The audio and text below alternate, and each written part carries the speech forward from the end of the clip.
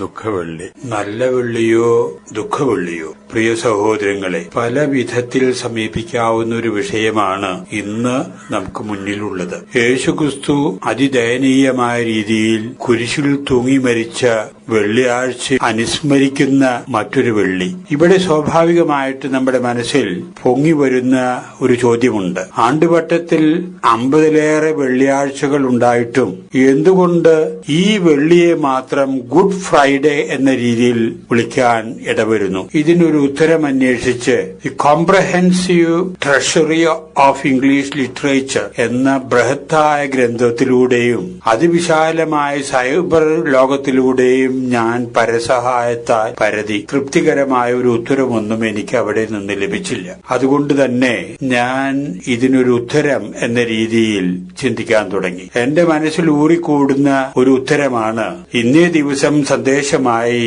നിങ്ങളുമായിട്ട് പങ്കുവയ്ക്കാനുള്ളത്. സഭയുടെ അന്തരാത്മാവിൽ എവിടെയോ ആർക്കോ ഉണ്ടായ ഒരു തിരിച്ചറിവിന്റെ ഫലമായിട്ടായിരിക്കണം ഇന്നേ ദിവസം ഗുഡ് ഫ്രൈഡേ എന്ന രീതിയിൽ നാം അനുസ്മരിക്കാൻ ഇടവരുന്നത്. ഈ തിരിച്ചറിവ് ലഭിക്കാത്തതിന്റെ അടിസ്ഥാനത്തിലും കൂടിയാകുമോ മലയാളികളെ സംബന്ധിച്ച് ഇന്നും ദുഃഖവെള്ളിയായി തന്നെ തുടരുന്നത്? അതിൻ്റെതായിട്ടുള്ള കാരണങ്ങളുണ്ട്. കാരണം സമൂഹത്തിന്റെ ഒരു ബഹുഭൂരിപക്ഷം ആളുകൾക്കും യേശുക്രിസ്തുവിനെ ഉൾക്കൊള്ളുവാനോ യേശുക്രിസ്തുവിനെ അംഗീകരിക്കാനോ സാധിക്കാതെ വന്നപ്പോൾ യേശുക്രിസ്തുവിനെ നാമാവിശേഷമാക്കണം എന്ന തീരുമാനം അന്നത്തെ അധികാരികളുടെ സഹായത്തോടു കൂടി നടപ്പിലാക്കാൻ ഇടവന്ന് യേശുക്രിസ്തുവിനെ മർദ്ദിച്ച് അവശനാക്കി കുരിശിൽ തറച്ചു കൊന്നു. അങ്ങനെ നാം അതിനെ നോക്കിക്കാണുമ്പോ തീർച്ചയായും ഇന്നേ ദിവസം നാം പറയുന്ന പോലെ ദുഃഖവെള്ളി തന്നെ ഇന്ന്. പക്ഷേ മറിച്ച് യേശുക്രിസ്തു താൻ നിർവഹിക്കാൻ ഉദ്ദേശിക്കുന്ന ദൌത്യം അതിന്റെ പൂർണ്ണതയിൽ നിർവഹിക്കുന്നതിന് വേണ്ടി ദൈവത്തിന്റെ പദ്ധതി അനുസരിച്ച് തിരഞ്ഞെടുത്ത ബലിവേദിയാണ് കുരിശ് എന്നാകുമ്പോ അത് രക്ഷയുടെ മാനങ്ങളായി. അതിനെ തീർച്ചയായും നല്ല കാര്യങ്ങൾ നടന്ന ഒരു വെള്ളിയാഴ്ചയാണ് ഇന്ന്. അതുകൊണ്ട് അതിനെ ഗുഡ് ഫ്രൈഡേ എന്ന രീതിയിലല്ലാതെ നമുക്കത് നോക്കിക്കാണാനാകുകയില്ല. അതൊരു ശിക്ഷ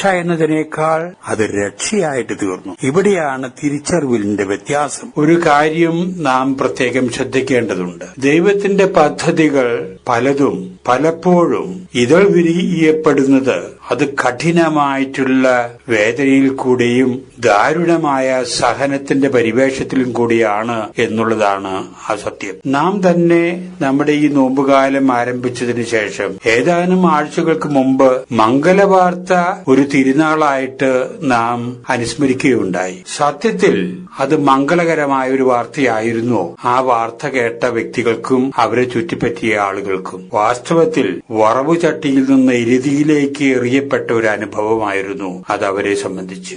നീണ്ട യാതനകള്, തെറ്റിദ്ധാരണകള്, സംഘർഷങ്ങള് ഇതിൽ കൂടെ തരണം ചെയ്ത് അവരങ്ങോട്ട് മുന്നോട്ട് പോയപ്പോ ഇതാ സുന്ദരമായിട്ടുള്ളൊരു പുഷ്പം നമുക്കായിട്ട് ദൈവം വിരിയിച്ചു.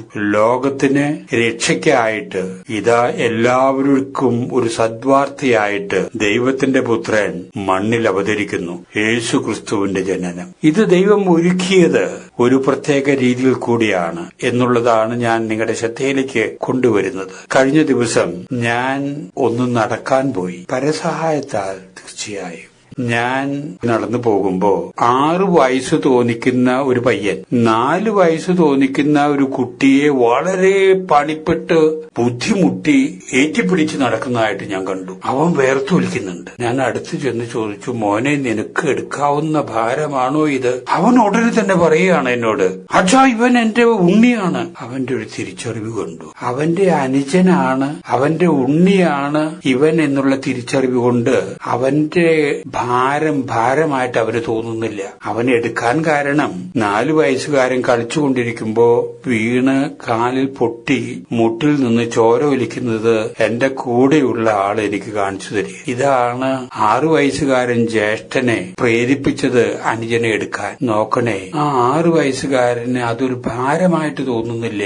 അവൻ എന്റെ അനുജനാണ്, ഉണ്ണിയാണ് എന്ന തിരിച്ചറിവിൽ. ഈ ഒരു സത്യം വളരെ നാടകീയമായ രീതിയിലും വിധത്തിലും മനുഷ്യഹൃദയങ്ങളെ സ്പർശിക്കത്തക്ക വിധത്തിലും ഒരു സിനിമ രീതിയിൽ ചലച്ചിത്രമായിട്ട് നമ്മുടെ ഇടയിൽ പ്രചരിക്കുകയുണ്ടായി. ദി പാഷൻ ഓഫ് ക്രൈസ്റ്റ് എന്നായിരുന്നു അതിന്റെ പേര്. 2004 മെൽ ജിബ്സൺ സംവിധാനം ചെയ്ത് അറാമൈക് ഭാഷയിൽ ഉള്ള സംഭാഷണത്തോടുകൂടെ പുറത്തു വന്ന ആ ചലച്ചിത്രം സംസാരത്തിൽ നിന്ന് അധികമൊന്നും ആളുകൾക്ക് നേരിട്ട് മനസ്സിലാക്കാൻ സാധിച്ചില്ല എന്ന് വരികിലും ജനങ്ങളുടെ മനസാക്ഷിയെ പൊതുവെ അത് പിടിച്ചു കുലുക്കിയെന്ന് തന്നെ പറയാം. ഹൃദയത്തെ സ്പർശിച്ച അനുഭവങ്ങള് പല അന്യമതസ്ഥർ പോലും പറയുന്നത് ഞാൻ കേട്ടിട്ടുണ്ട്. ദി പാഷൻ ഓഫ് ക്രൈസ്റ്റ്, അതിലൊരു രംഗം സവിശേഷമായി ഇത്തരുണത്തിൽ നിങ്ങളുടെ ശ്രദ്ധയിലേക്ക് ഞാൻ കൊണ്ടുവരികയാണ്. യേശുക്രിസ്തുവിനെ പീലാത്തോസ് വിധിച്ചു മരണശിക്ഷയ്ക്ക്, കുരിശു മരണത്തിന്. ഇത് ശിക്ഷ വിധിച്ചു കിട്ടാൻ വേണ്ടി വലിയ ബുദ്ധിമുട്ടി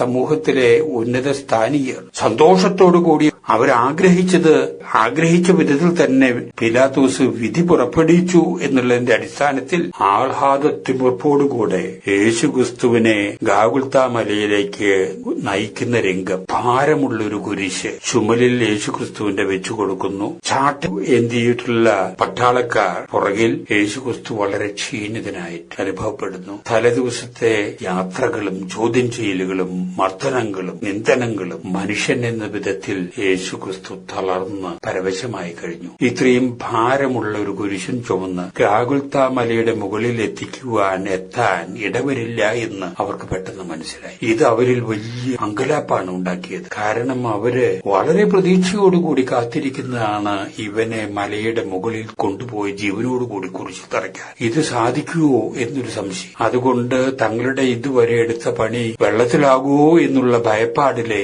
അന്താളിച്ച് നിൽക്കുന്ന അവസരത്തിലാണ് ക്രെവറിംഗാരനായിട്ടുള്ള ശമയോൻ എന്ന് പറയുന്ന ഒരു മനുഷ്യൻ ജോലി കഴിഞ്ഞ് വളരെ ധൃതിയിൽ അവൻ വീട്ടിലേക്ക് പോകുന്ന വഴി. അവന് വീട്ടിലേക്ക് പോകേണ്ടത് ഈ കുന്നു കയറിയിട്ടായിരുന്നു. അവൻ അവിചാരിതമായിട്ട് അവന്റെ മുന്നിൽ ഇങ്ങനെ ഒരു വിലാപയാത്ര പട്ടാളത്തിന്റെ അകമ്പടിയോടുകൂടെ നിൽക്കുന്നത് കണ്ടു. അവൻ അന്താളിച്ചു. അവൻ വഴിമാറിപ്പോവാൻ ശ്രമിച്ചു. പട്ടാളക്കാർ അവനെ കണ്ട ഉടനെ തന്നെ അവനെ പിടിച്ചു വലിച്ചു കൊണ്ടുവരികയാണ്. അവനോട് ആവശ്യപ്പെടുന്നു യേശുക്രിസ്തുവിന്റെ ഈ ഭാരമുള്ള കുരിശ് ചുമക്കാൻ. അവർക്ക് യേശുക്രിസ്തുവിനെ ആ ഭാരം ഒഴിവാക്കിയെങ്കിലേ യേശുക്രിസ്തു ജീവനോടുകൂടെ മുകളിൽ എത്താൻ സാധിക്കുകയുള്ളൂ എന്ന തിരിച്ചറിവായിരുന്നു. സ്വാഭാവികമായിട്ട് ശമയോൻ അതിൽ നിന്ന് മടിച്ചു. കോതറി അതിൽ നിന്ന് ഓടാൻ അവൻ ശ്രമിക്കുന്നു. പക്ഷെ പട്ടാളക്കാർ അവനെ പിടിച്ചു വലിച്ചു കൊണ്ടുവന്നിട്ട് നിനക്ക് ജീവനിൽ കൊതിയുണ്ടെങ്കിൽ എടുക്കടാ കുരിശ് എന്ന് പറയുന്നു. അവൻ പേടിച്ചു കുരിശെടുക്കും. ചുമലിൽ വെച്ച് യേശുവിന്റെ പുറകെ പോകും. രംഗം അങ്ങ് മുന്നോട്ട് പോകുന്നു. യേശുക്രിസ്തു അതിനിടയ്ക്ക് ശമയോനെ ഒന്ന് തിരിഞ്ഞു നോക്കുന്നു. ഈ രംഗം ഹൃദയസ്പർശിയായ രീതിയിൽ ദി പാഷൻ ഓഫ് ക്രൈസ്റ്റ് ചിത്രീകരിച്ചിരിക്കുകയാണ്. ആ നോട്ടത്തിന്റെ അർത്ഥം ശമയോന് മനസ്സിലായത് അവസരങ്ങൾ പാഴാക്കല്ലേ മോനെ എന്ന് അർത്ഥം ധ്വനിപ്പിക്കുന്ന രീതിയിലായിരിക്കണം ആ നോട്ടം. അത് ശമയോന്റെ ഹൃദയത്തിന്റെ ഉള്ളിലേക്കാണ് കയറിയത്. പിന്നീട് ശമയോനെ നമ്മൾ കാണുന്നത് വലിയ ഉത്സാഹത്തോടു കൂടിയാണ് ആ കുരിശും ചുമന്നുകൊണ്ട് മലയുടെ മുകളിലേക്ക് എത്തുന്നത്. എത്തിയ ശമയോൻ ആ കുരിശ് മറ്റുള്ളവർക്ക് കൊടുക്കാൻ ആവശ്യപ്പെട്ടായിട്ടും അവൻ തയ്യാറാകുന്നില്ല.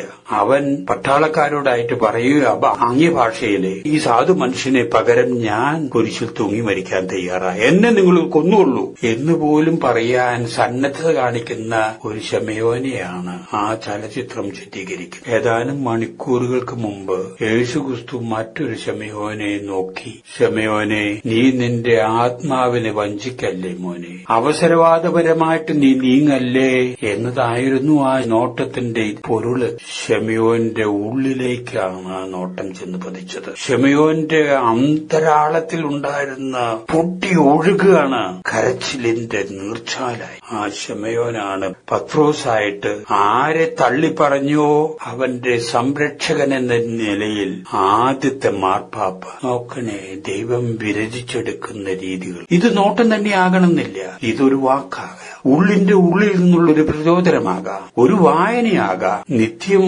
അനുഷ്ഠിക്കുന്ന ഒരു ക്രമമാകാം, നാം കേൾക്കുന്ന വചനങ്ങളാകാം. ഒരു അസീസിയിലെ ഫ്രാൻസിസ്, അവൻ സാമാന്യം നന്നായിട്ട് ജീവിക്കാവുന്ന, സാമാന്യം മര്യാദയോടുകൂടി ജീവിക്കാവുന്ന ഒരു കുടുംബത്തിൽ പിറന്നവനായിരുന്നു. അവൻ അടിച്ചുപൊളിച്ച് കൂട്ടുകാരോടൊത്ത് ഉല്ലസിക്കാൻ വേണ്ടി പോകുന്ന സമയം ഉള്ളിന്റെ ഉള്ളിൽ ഒരു വിളി, ഫ്രാൻസിസേ, നിനക്ക് യജമാനനെയാണോ സേവിക്കേണ്ടത് അല്ലെങ്കിൽ ദാസനെയാണോ സേവിക്കേണ്ടത്? എന്തോ ആ അവസരത്തിലെ ഫ്രാൻസിസിലെ ഒരു തിരിച്ചറിവ്.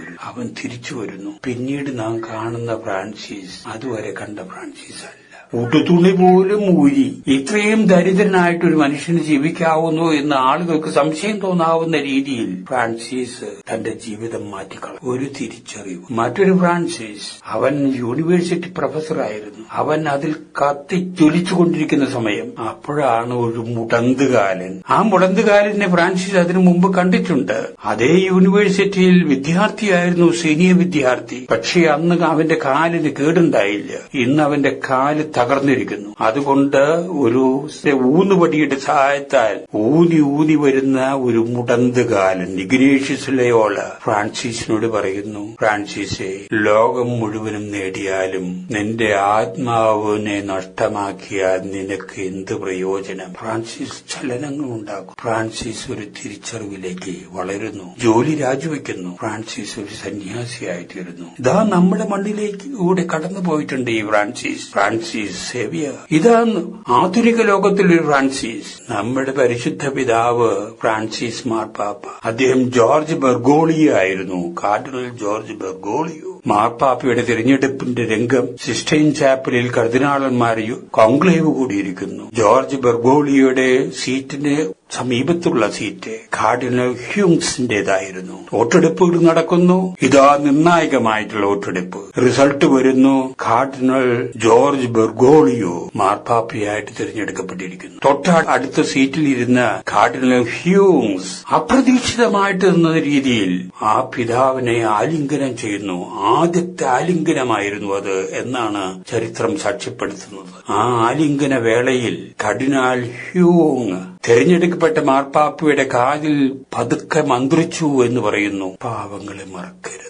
എന്തോ വലിയ മാറ്റങ്ങളാണ് ഫ്രാൻസിസ് മാർപ്പാപ്പയിലെ ആ മന്ത്രം പുലർത്തിയത്. ഇന്ന് ഫ്രാൻസിസ് മാർപ്പാപ്പ പിന്നീട് കാർഡിനൽ ഹ്യൂങ്സിനോട് വെളിപ്പെടുത്തിയതായിട്ട് മാധ്യമങ്ങളിൽ വന്നു. അതുകൊണ്ടാണ് ഞാൻ നിങ്ങളോട് പറയാൻ ഇടവന്നത്. ഇതിന്റെ അടിസ്ഥാനത്തിലായിരിക്കണം ഇന്ന് അന്നേ വരെ ഇല്ലാത്ത ചൈതന്യവിശേഷത്തോടുകൂടെ സഭയ്ക്ക് നേതൃത്വം കൊടുക്കാൻ നമ്മുടെ സഭാ തലവനെ മാർപ്പാപ്പയ്ക്ക് സാധിക്കുന്നത്. ഇത് ഈ തരത്തിൽ തന്നെ നോട്ടമാകണമെന്നില്ല. നമ്മെ സംബന്ധിച്ചിടത്തോളം നമ്മൾ അനുദിനം അനുഭവിച്ചുകൊണ്ടിരിക്കുന്ന യാഥാർത്ഥ്യങ്ങളിൽ കൂടെ ആകാമി തിരിച്ചറിവ് ഉണ്ടാകുമ്പോൾ അതിനുള്ള അവസരം നിഷേധിക്കാൻ നമ്മൾ ഇടവരുത്തരുത്. ഇതാണ് യഥാർത്ഥത്തിൽ നാം ചെയ്യേണ്ട കാര്യങ്ങൾ. ഈ അവസരത്തിൽ ഡോക്ടർ വിക്ടർ ഫ്രാങ്കലിന്റെ വാക്കുകൾ വളരെയേറെ ശ്രദ്ധേയമായിട്ട് വേണം മനസ്സിലാക്കാൻ. ഹിറ്റ്ലർ ജർമ്മനി ഭരിച്ചുകൊണ്ടിരുന്ന കാലം, നാസി ഭരണം, ആ ഭരണകാലത്ത് സാമാന്യം നല്ല നിലയിൽ ആതുര ശുശ്രൂഷ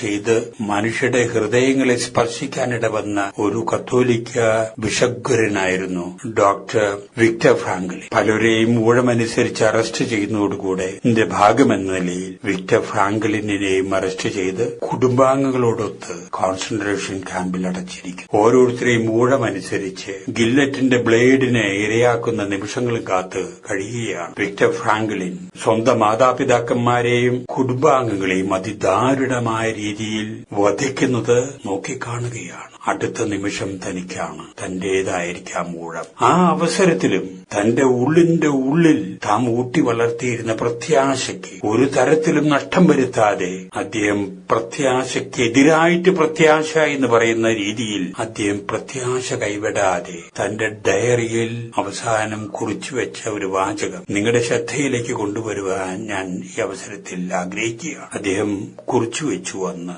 മനുഷ്യന്റെ ജീവിതം സന്തോഷങ്ങൾ അന്വേഷിച്ചു പോകുക എന്നതിനേക്കാൾ, ജീവിതത്തിൽ ഉണ്ടാകുന്ന സഹനങ്ങളെ മാറ്റിക്കളയുക എന്നുള്ള ശ്രമം എന്നതിനേക്കാൾ, ജീവിതത്തിൽ ഉണ്ടാകുന്ന എന്തും ഏതിലും രക്ഷാകരമായ ഒരു അർത്ഥം കണ്ടുപിടിക്കാൻ സാധിക്കുക എന്നുള്ളതാണ് മനുഷ്യന്റെ ജീവിത ലക്ഷ്യമായിട്ട് മനുഷ്യൻ കരുതേണ്ടത്. ഈ പ്രയാണത്തിലൂടെ നടക്കുമ്പോൾ തീർച്ചയായിട്ടും സംഘർഷങ്ങൾ ആ മനുഷ്യന്റെ ജീവിതത്തിൽ ഉണ്ടാകും. എങ്കിലും ശാന്തമായ ഒരു അന്ത്യത്തിലേക്ക്, ജീവിതം ലക്ഷ്യത്തിലേക്ക് നീങ്ങാൻ ഈ പ്രയാണമാണ് ഉപകരിക്കുക എന്ന് അദ്ദേഹം കുറിച്ചു വയ്ക്കുകയാണ്. അവസാനത്തെ വാചകമായിട്ട് അദ്ദേഹം എഴുതി വയ്ക്കുകയാണ്, സഹനങ്ങൾ സഹനങ്ങളായിട്ട് തോന്നുകയില്ല, സഹനത്തിന് ഒരർത്ഥം കണ്ടുപിടിക്കാൻ നമുക്ക് സാധിച്ചാൽ. യേശുക്രിസ്തുവിന്റെ ജീവിതത്തിലും ഇത് തന്നെയല്ലേ സംഭവിച്ചത്? ഗെത്സമേൻ തോട്ടത്തിൽ വിയർപ്പ് രക്തമായിട്ട് നിലത്ത് വീഴാൻ ഇടവരാവുന്ന അത്രയേറെ സംഘർഷം അനുഭവിച്ച യേശുക്രിസ്തു ശിഷ്യന്മാരെ നോക്കി വിലപിക്കുന്നു. അവരോട് ഒരു മണിക്കൂറെങ്കിലും ഉണർന്നിരിക്കാൻ ആവശ്യപ്പെടുന്നു. ഇങ്ങനെ പരാതി പറയുന്നതായിട്ട് അനുഭവപ്പെടുന്ന യേശു ഈ പാനപാത്രം എന്നിൽ നിന്ന് മാറ്റിത്തരണമെന്ന് ആവശ്യപ്പെടുന്നു. പക്ഷേ സമയത്തിന്റെ പൂർണ്ണതയിൽ യേശുക്രിസ്തുവിന്റെ ഉള്ളിൽ ഒരു തിരിച്ചറിവ് ഉണ്ടാകുന്നതായിട്ട് വേണം മനസ്സിലാക്കാൻ. ദൈവത്തിന്റെ പദ്ധതി അനുസരിച്ച് താൻ കുടിച്ചു തീർക്കേണ്ട പാനപാത്രമാണ് ഇത് എന്ന തിരിച്ചറിവ് യേശുക്രിസ്തുവിനുണ്ടായത് മുതൽ പിന്നീട് യേശുക്രിസ്തുവിന്റെ പീഡാനുഭവങ്ങളൊന്നും പീഡാനുഭവങ്ങളായിട്ടേ യേശുവിന് തോന്നുന്നില്ല. തന്റെ പിതാവിന്റെ പദ്ധതിയുടെ പൂർത്തീകരണം നല്ല നിലയിൽ നിർവഹിക്കാനുള്ള ബദ്ധപ്പാടിലാണ് പിന്നീട് യേശു. കുരിശിൽ കിടന്നുകൊണ്ട് പോലും ഒട്ടും പ്രതീക്ഷിക്കാത്ത രീതിയിൽ മറ്റുള്ളവരുടെ വേദന കണ്ട് അവർക്ക് വേണ്ടി മാപ്പ് ഇരക്കുന്ന യേശുക്രിസ്തു, മറ്റുള്ളവരെ സദ്യക്ക് ക്ഷണിക്കുന്ന യേശു. അങ്ങനെയെല്ലാം പൂർത്തിയായി എന്ന വിധത്തിൽ സന്തോഷത്തോടുകൂടി ആത്മനിർവൃതിയോടുകൂടി തന്റെ ആത്മാവിനെ ദൈവത്തിരുക്കരങ്ങളിൽ ഏൽപ്പിക്കുന്ന ഒരു യേശുവിനെ നമ്മൾ പിന്നീട് കാണുക. എന്താണ് ഇവിടെ ഉണ്ടായത്? യേശുക്രിസ്തു കുരിശ് കൊലമരമായിട്ടല്ല കണ്ടത്. യേശുക്രിസ്തു കുരിശിനെ കണ്ടത് തന്റെ ദൗത്യ നിർവഹണത്തിന് ഏറ്റവും ശ്രേഷ്ഠമായിട്ടുള്ള ബലിവേദിയായിട്ടാണ് യേശുക്രിസ്തു അതിനെ കണ്ടത്. അതുകൊണ്ട് സഹനമല്ലാതെയായിത്തീരുന്നു. പിന്നീട് നമുക്കും വേണ്ടത് സഹനമല്ലാതെയായിത്തീരും. നമ്മുടെ സഹനത്തിനൊരർത്ഥം നമുക്ക് കണ്ടെത്താനായാൽ ഈ നല്ല വെള്ളി ആചരണങ്ങള് നമുക്ക് അതിനുള്ള അവസരങ്ങള് ഉണ്ടാക്കിത്തരും. ആ ഉണ്ടാക്കിത്തരുന്ന അവസരങ്ങള് തള്ളിക്കളയാനിടവരാതെ ഒരു തിരിച്ചറിവിലേക്ക് നമ്മളെ നയിക്കാൻ ഇടവരുത്തണമേ എന്ന പ്രാർത്ഥനയോടുകൂടെ നമുക്ക് തുടർന്ന് നമ്മുടെ പ്രാർത്ഥനാ പരിപാടികളിലേക്ക് കടന്നുവരാം. എല്ലാവർക്കും ഈ ദിവസത്തിന്റേതായിട്ടുള്ള തിരിച്ചറിവിന്റെ ആശംസകൾ ഞാൻ നേരുന്നു.